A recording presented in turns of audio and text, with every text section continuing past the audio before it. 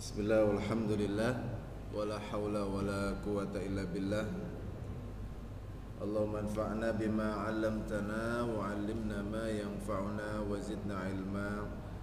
Rabbi shrah li sadri wa yassir li amri wahlul 'uqdatam min lisani yafqahu qawli.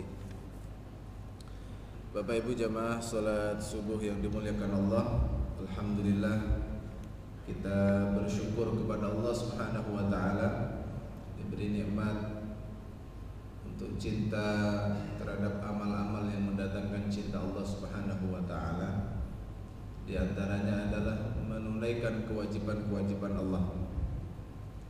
Jadi kenapa sholat 5 waktu itu wajib? Karena amalan wajib adalah amalan yang paling dicintai oleh Allah Subhanahu wa taala. Jadi jangan sampai kemudian kita ini semangat urusan-urusan sunnah kemudian sampai melewatkan yang wajib. Nah, jemaah dimuliakan Allah, di antara amalan yang juga dicintai oleh Allah adalah talabul ilmi.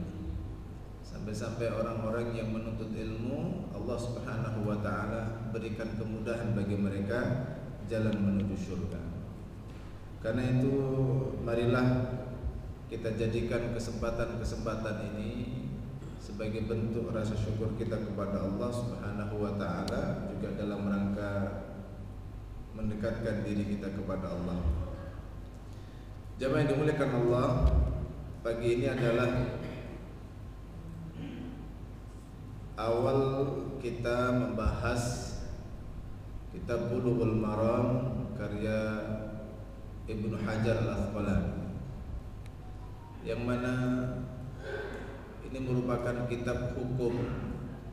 Kita akan membaca hadis-hadis yang berbicara tentang seputar hukum. Dan pada bab yang pertama diawali dengan Kitabut Thaharah. Kitab Thaharah, kitab bersuci. Jemaah dimuliakan Allah, At-Thaharah itu maksudnya adalah bersuci dari najis. Dan najis itu ada hissiyah, ada ma'nawiyah. Hissiyah itu sifatnya fisik. Misalkan ada ketika kita buang air kecil, ya, buang air besar, itu adalah hissiyah. Secara fisik kelihatan. Dan ini mudah untuk kita bersihkan. Ketika kita memakai pakaian yang kotor, orang yang ada di sekitar kita bisa mengingatkan gitu ya, Pak, itu bajunya ada kotorannya. Maka kita pun biasanya merespon dan kemudian segera membersihkan kotoran tersebut. Ada kotoran yang lain yaitu najis ma'nawi. Secara fisik kelihatan sudah bersih lah, pakaiannya bersih, harum, tempatnya juga bersih, ya. Kemudian semuanya terlihat tanpa ada celah dan cacat. Tetapi secara maknawi orang ini penuh dengan najis, yaitu najis-najis yang ada di dalam hati, ya. Ada hasad, ada sombong, ada penyakit-penyakit hubud dunia dan seterusnya. Ini harus dibersihkan juga. Jadi fungsi taharah itu mensucikan secara fisik dan juga mensucikan secara maknawi. Tujuannya apa? Agar kita ini bisa atau dibolehkan mengerjakan salat, ibadah kepada Allah Subhanahu wa taala. Ibadah-ibadah yang diperintahkan oleh Allah, seperti sholat, kemudian puasa, ibadah haji, dan ibadah-ibadah yang lain. Nah, jamaah dimuliakan Allah, sehingga ketika seseorang itu mengambil air wudu, dia dikatakan at-tahuru syatrul iman. Jadi bersuci, berwudu itu adalah separuh dari iman, keimanan. Bersuci, Pak. Ketika seseorang mengambil wudu, berkumur, kemudian istinsyak itu menghirup air ke dalam hidung, kemudian istinsar mengeluarkannya lagi, membasuh mukanya, maka seluruh dosa-dosanya juga berguguran seiring jatuhnya air tersebut. Jadi secara fisik bersih juga. Ketika seorang itu kencing, ya dia harus bersuci dulu. Ya. Ketika dia buang air besar, dia bersih dulu, dibuang kotorannya, baru kemudian berwudu. Kenapa dikatakan iman? Ya, bagaimana tidak? Yang kencing yang mana, yang dibasuh yang lain, gitu ya Pak ya. Maka kalau dipikir-pikir secara logika tidak masuk akal ini. Kenapa orang itu mencucikan dirinya dengan cara seperti itu? Sehingga kata Ali bin Abi Thalib, beliau mengatakan bahwasanya ibadah ini semuanya sifatnya adalah imaniyah, tidak masuk akal. Sebab kalau harus masuk akal, ketika seseorang membasuh khuf, itu harusnya yang dibasuh bawahnya, bukan atasnya. Nah, jamaah dimuliakan Allah, makanya kita perlu belajar seperti itu. Jadi at-taharah itu mencucikan diri kita dari najis yang sifatnya fisik, hissiyah dan juga maknawiyah, agar kita ini bisa menghadap kepada Allah Subhanahu wa taala, kemudian bisa diterima ibadah kita ini. Nah, ketika seseorang bersuci, maka bersih secara fisiknya, bersih secara ruhiyahnya, ya. Hingga ketika dengan wudu itu Pak diresapi, tidak sekedar membasuh muka, enggak sekedar membasuh tangan. Itu adalah sarana mensucikan dosa-dosa kita, baik yang dilakukan anggota tubuh kita ini, tangan kita, pikiran kita, mata kita, lisan kita, kaki kita, semuanya dibersihkan ketika seseorang menghadap kepada Allah Subhanahu wa taala.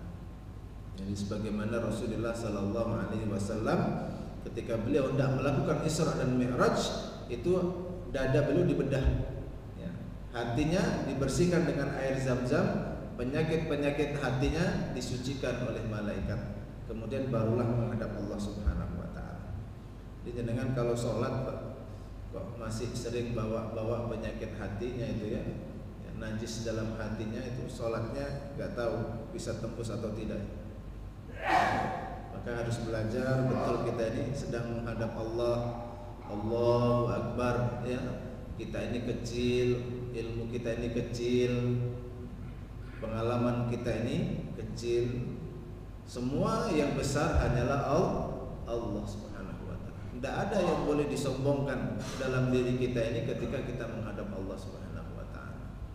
Maka orang kalau benar sholatnya, benar taharahnya, maka insya Allah jemaah dimuliakan Allah, itu akan membuahkan satu bentuk dalam akhlak diri mereka ini, ya. Innas sholata tanha 'anil fahsya'i wal munkar.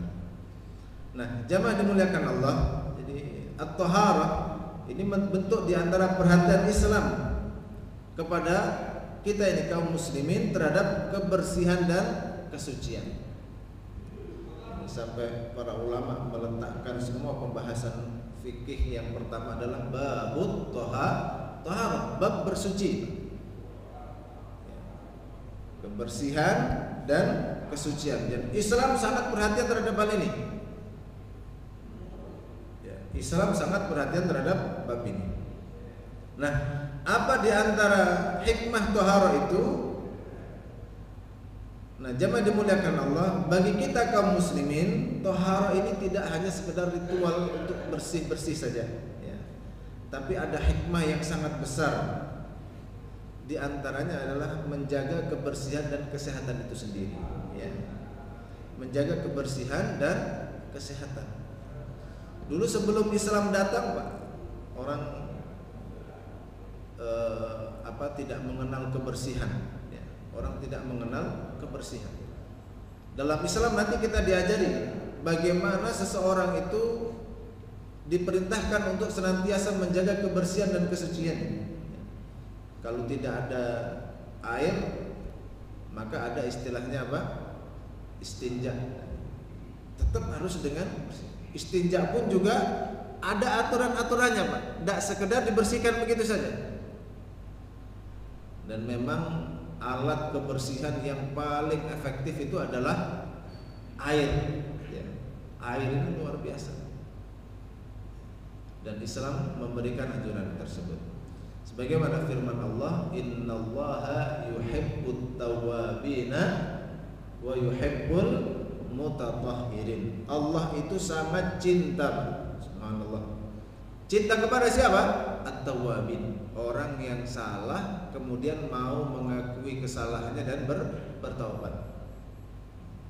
Dan kita ini modelnya kan begitu, senengane salah, suka bolak-balik keliru. Gini apa gimana? Ya. Habis subuh begini ya, kita sholat, zikir, nanti keluar masjid, Pak. Kadang-kadang belum melangkah itu sudah rasa-rasa. Nanti ngomongin sana, ngomongin sini, atau tidak tahu lah apa, melakukan hal-hal yang membuat murka Allah Subhanahu wa taala. Ya. Tapi Allah itu masya Allah, nggak seperti kita ini. Kalau kita ini sekali salah, 2 kali salah, 3 kali, Pak. Gimana kira-kira? Sudah SP3 ya, Pak ya? Sudah SP3 ini, sudah kita berteman sajalah, tidak usah kerja sama, kira-kira seperti itu.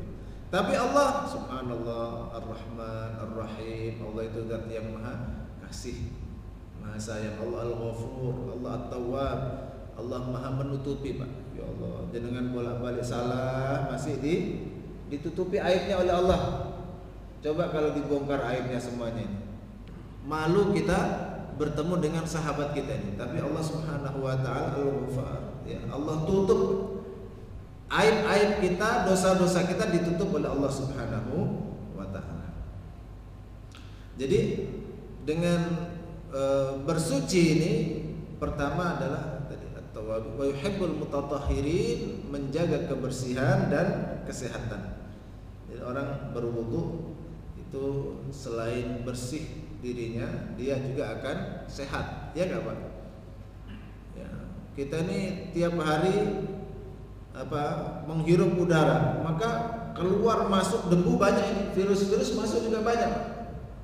Maka disunahkan istinsar, ya, istinsar, dimasukkan hidung kemudian dikeluarkan lagi, gitu ya. Sunnahnya setiap anggota tubuh ini dibasuh berapa kali? Maksimal 3 kali, ya, maksimal 3 kali. Lebih dari 3 kali sudah tidak boleh, itu namanya berlebih-lebihan, ya. Pemborosan. Nah, jamaah dimuliakan Allah, selain menjaga kebersihan juga menjaga kesehatan. Kemudian apa lagi ya, mulut kita dan seterusnya. Orang kalau sudah mandi, ya, kalau dari hadas besar atau dari berwudu, maka secara fisik tambah seger, tambah sehat, ya. Beda ahli wudu, ya, dengan yang tidak ahli wudu itu beda wajahnya, Pak. Wajahnya ahli wudu ini bercahaya, ya. Meskipun orangnya biasa, tapi ketika kita mendekat itu terasa. Kenapa? Ada haibah. Orang yang suka menjaga wudu itu ada haibah. Karena para ulama al-imanu haibah. Sedangkan al-wudu sendiri, bersuci itu sebagian dari at-tahuru syatrul iman. Maka ketika kita suka wudu, maka itu akan semakin menambah haibah kita ini, kewibawaan kita. Agak segan sama ahli wudu, ya Pak ya. Insyaallah. Yang kedua hikmahnya adalah menjaga keagungan dan juga kemuliaan. Orang kalau badannya bau, Pak, kemudian pakaiannya juga lusuh, gak rapi, kira-kira bagaimana? Ketika kumpul sama yang lain bagaimana, Pak? Ya. Kita pun juga enggan mendekat kepadanya, dia akan dicemooh. Orang juga enggan untuk berkumpul.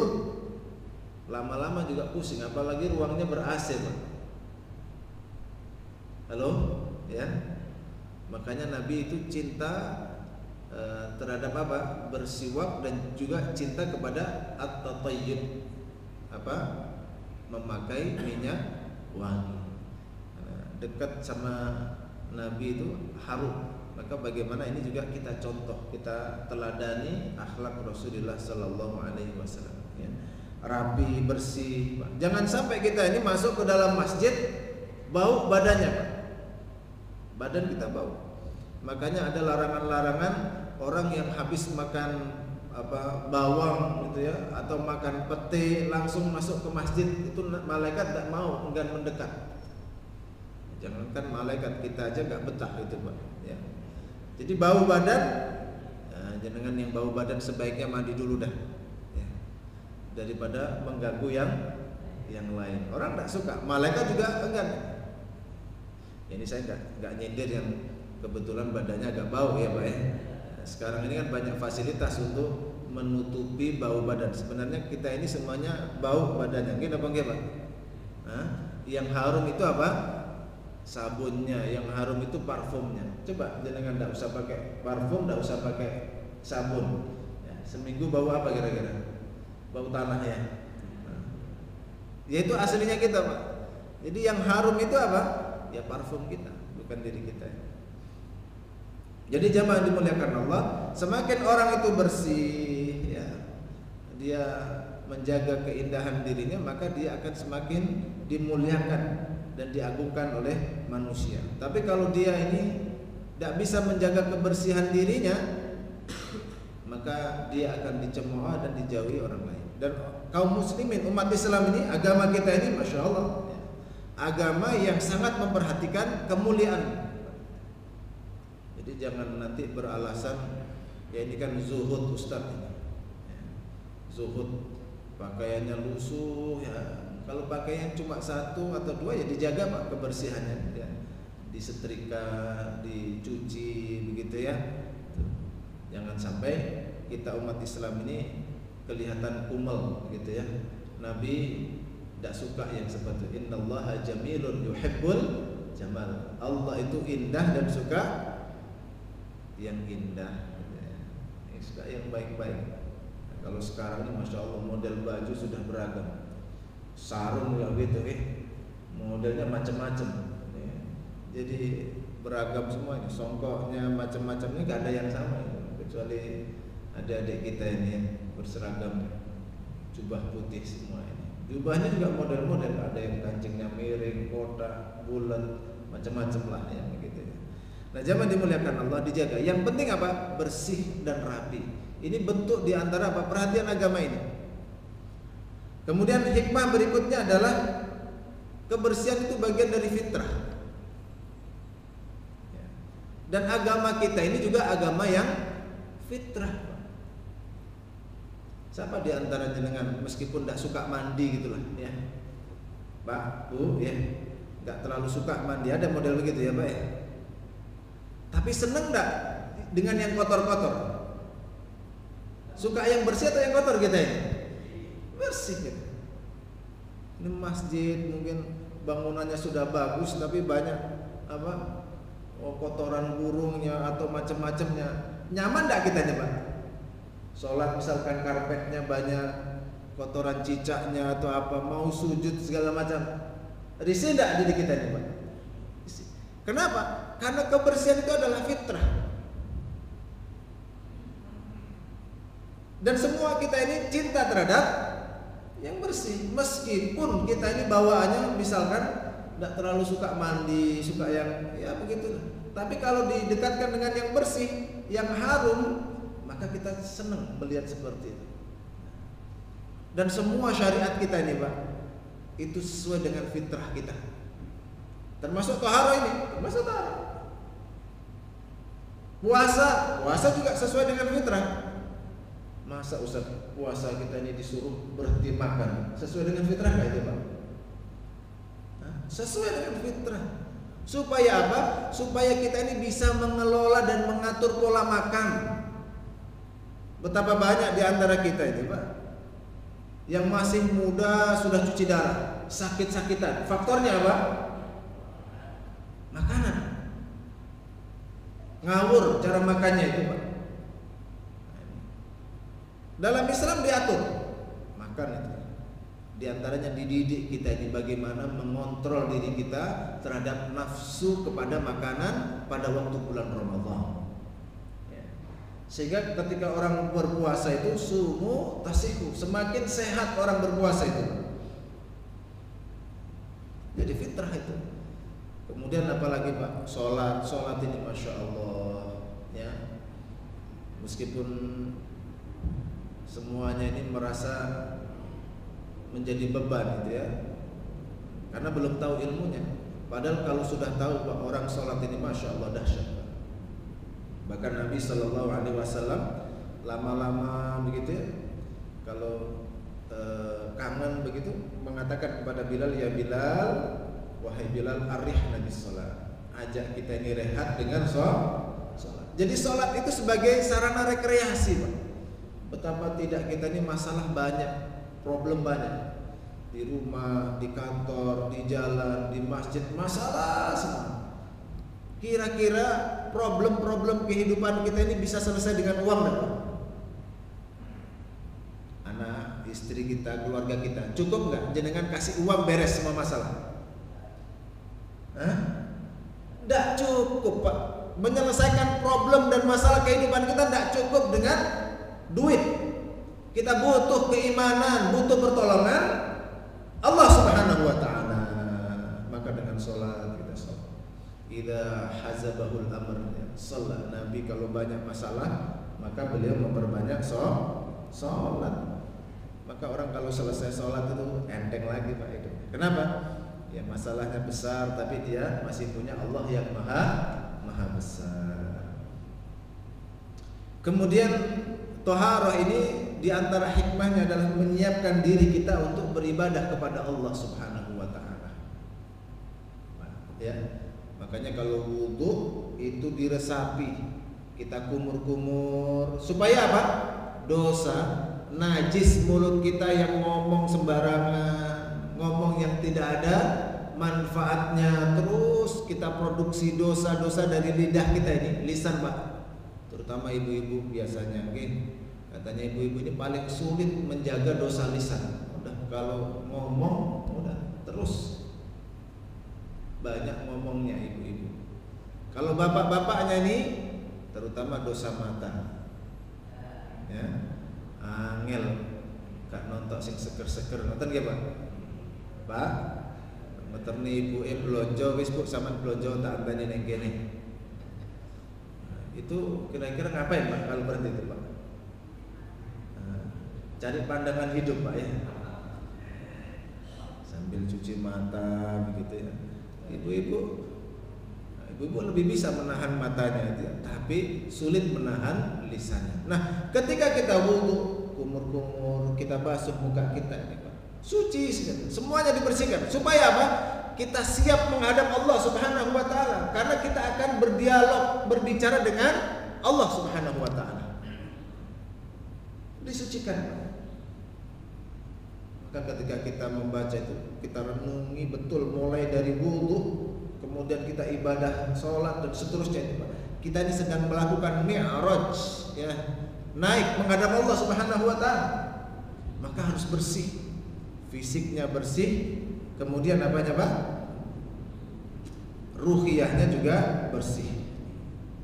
Jadi maka penting sekali kita ini belajar tentang toharoh, belajar tentang bersuci, belajar tentang bagaimana Islam ini mengajarkan kepada kita untuk menyiapkan diri kita menghadap kepada Allah Subhanahu wa taala. Jadi itu diantara hikmah-hikmahnya kita ini bersuci. Jadi jamaah dimuliakan Allah. Dan bab yang pertama adalah babul miyah, bab air. Betul nggak? Yang bawa kitabnya ini ngajinya banyak yang ngaji kuping, Pak. Resikonya biasanya kalau sudah keluar lupa nanti itu Pak ya. Namun mudah-mudahan ke depan kita lebih semangat lagi untuk belajar dengan mengikatnya dengan catatan. Babul miyah, air. Nah, para ulama membagi air ini maksudnya apa? Maksudnya yang dimaksud air itu adalah yang pertama air hujan, ya. Kemudian air laut, kemudian air sungai, ada juga mata air sumber. Kemudian juga salju. Sehingga kalau dalam Allahumma naqqini min khataaya bil ma'i wath-thalji wal barad, ditambah juga air embun. Ya, al-bar wal barad itu embun, ya. Jadi maksudnya air ini adalah air-air tersebut. Ya. Itu jangan dimasukkan air kopi ya Pak ya.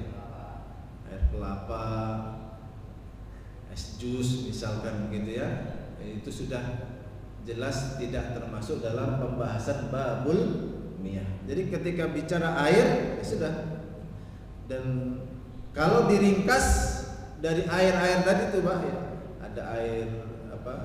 Ada air hujan, ada air laut, ada air sungai, ada air sumur, ada air sumber, ada mata air, macam-macamnya itu ya. Ada dua air ini. Yang pertama air yang turun dari langit, dan yang kedua adalah air yang keluar dari bumi. Ya. Jadi diringkas lagi menjadi dua air. Dan ulama juga ada yang membagi tiga macam air. Ada yang menjadi 4 jenis air. Yang pertama air yang suci dan mensucikan. Contohnya apa Pak? Hah? Misalkan ya air laut, air hujan, itu air yang suci dan mensucikan. Terutama air hujan ini air yang benar-benar kehalalannya terjamin karena belum kesentuh apapun ya Pak. Kemudian ada air yang suci tapi tidak mensucikan. Gimana nih Pak? Air suci nggak mensucikan? Air kelapa ya misalkan ya, itu airnya suci bisa diminum atau air apa yang sudah berubah warnanya ya, air teh apa macam-macam itu ya. Kemudian ada air yang apa Pak? Ada air suci mensucikan, air suci tidak mensucikan. Yang ketiga apa? Air tidak suci mensucikan, ada nggak? Hah? Biasanya kalau logikanya begitu Pak ya. Air suci mensucikan, air suci tidak mensucikan. Yang ketiga air tidak suci mensucikan, ada nggak? Tidak ada Pak ya. Tidak ada jenis air yang tidak suci tapi mensucikan ya. Kenapa? Karena fisiknya sendiri sudah najis, tidak mungkin dia bisa mensucikan. Sehingga para ulama mengatakan ya, maka sesuatu yang kotor itu tidak bisa membersihkan diri. Kadang kita ini dalam pekerjaan ini celetukan yang sering terjadi tapi dia menyalahi syariat. Contohnya apa? Ada seorang pekerja ya, ada obrolan Pak ini mau diterima di lembaga negara yang ini, dan semua tahu di dalam lembaga tersebut banyak sekali uang haram yang beredar. Nah, terus gimana kamu nanti kalau masuk di situ? Ya gampang lah. Nanti tak sucikannya dengan zakat, dengan sedekah, tak nyumbang yang masjid nama diki di Baitul Haq sing akeh. Ngoten nih. Yang seperti itu tidak bisa Pak mensucikan harta tersebut. Ya. Kalau harta itu najis, maka selamanya dia tetap najis, tidak bisa. Dengan pakai haji umroh, ya, maka kata para malaikat, orang-orang yang haji dan umroh dengan harta yang haram, dengan harta suap, harta riba, la labbaik wala sa'daik. Ya, kami tidak menyambutmu, kami tidak menerima kedatangan kalian. Ya, secara fisik dia apa Pak? Haji umrah begitu. tetapi secara maknawi ditolak oleh Allah Subhanahu wa taala. Maka hati-hati kita ini Pak ya. Harus bersih semua pakaian yang kita pakai ini Pak. Pastikan yang halal yang dipakai. Meskipun sederhana ya Pak ya. Kendaraan yang dipakai ya sudah. Tidak apa-apa roda 4 Pak. Mobil terbaru tidak apa-apa, yang penting halal. Ya. Halo Pak. Ibu-ibu juga begitu ya Bu ya. Tidak apa-apa uang belanjanya banyak yang penting halal. Wis titik ngutil masjid misalkan ya apa? Korupsi lagi. Allahu Akbar. Sudah tidak halal justru mendatangkan musibah petaka. Jadi jangan dimuliakan Allah. Nah ini pentingnya nih, belajar tohar. Tidak ada dalam bab air itu najis dan mensucikan, tidak bisa. Jadi kalau uang itu uangnya haram, jenengan tidak bisa sucikan dengan zakat, Pak. Tidak bisa bersih uang itu, tetap dia menjadi statusnya uang. Jadi tidak ada cerita wali siapa itu yang uang sedekahnya dari hasil mencuri dan merampok, tidak ada dalam syariat itu Pak. Kalau dalam perang ada ghanimah beda lagi itu statusnya. Tapi kalau diam-diam gini mencuri uangnya orang kaya dikasihkan orang miskin itu ya niatnya benar, caranya yang salah. Karena dalam Islam itu ditanya harta itu ada dua pertanyaan, min aina tasabahu wa fima anfaqah. Bukan hanya untuk apa kamu belanjakan hartamu, tapi juga ditanya dari mana ini sumbernya, halal atau haram. Ya, jadi ada air najis, ya, ada air najis. Kalau sudah najis ini sudah tidak bisa mensucikan. Ada dalam Syafi'iyah dibagi menjadi 4 ditambah dengan air musta'mal, ya, air musta'mal. Nah, jamaah dimuliakan Allah, itu sebagai pembuka dalam babul niyah. Insyaallah nanti kita akan masuk pada hadis-hadis tentang air ini. Jadi seputar toharah dan seputar air ini menjadi pembuka. Kenapa? Karena dia adalah fitrah bagi kita. Ya. Kalau toharahnya salah, wudhunya salah, maka nanti ibadah-ibadah yang lain juga salah, Pak. Ya. Maka airnya tidak memenuhi syarat suci, maka nanti sholatnya dan segala macamnya kita ini tidak terasa, ternyata nggak diterima oleh Allah Subhanahu Wa Taala. Ya. Atau misalkan kalau dalam wudhu, ya, wudhunya tidak benar Pak, maka sholatnya nggak sah. Banyak di antara kaum muslimin wudhunya tidak sempurna, terutama di area-area siku atau area juga mata kaki.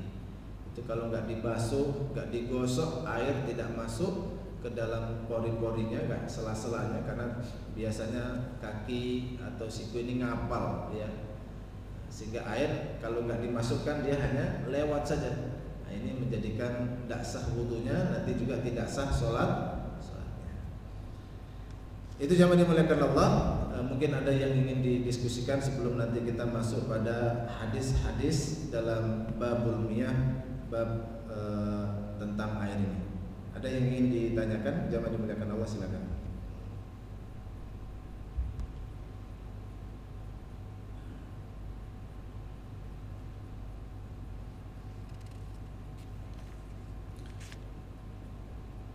Oke, masih ada waktu ya.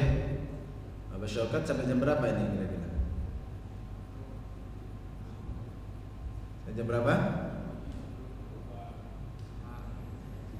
Kita lanjut dulu. Lanjut ya. Nah, makanya ini kita masuk ke dalam hadis yang pertama. Setelah kita ketahui tentang hikmah kenapa kita ini harus perhatian terhadap toharah. Jadi toharah itu fitrah kita. Ya, kita semua suka dengan yang bersih, dengan yang wangi, maka biasakan diri kita wangi dan bersih.